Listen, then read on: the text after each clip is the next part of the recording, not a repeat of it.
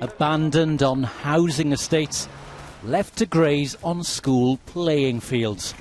These are just some of the horses who've had to fend for themselves after owners decided they didn't want the cost of keeping them. So-called fly grazing has been on the rise. The RSPCA estimate that in Wales alone there are 3,000 horses at risk. In England, another 4,000. And as winter arrives, they fear the situation could get even worse, particularly in the wake of this year's horse meat scandal. It resulted in the market value of horses plummeting.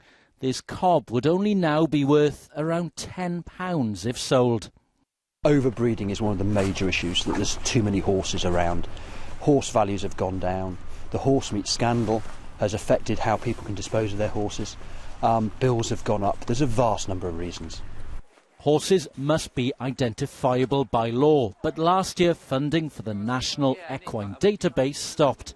The UK government says it's in talks with the EU Commission over a mandatory database. Those talks are due to conclude early next year. But in the meantime, charities fear things will deteriorate. Last week, 400 of these horses had to be taken from private land in South Wales. 100 of them had to be put down. He was in a very distressed state, tied to a tree on the dual carriageway. Those involved in rescuing horses say things are at breaking point.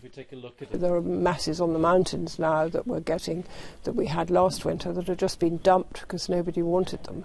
And so they've all been in a terrible state. Very, very, very bad. I really don't look forward to this winter at all. It's going to be very serious.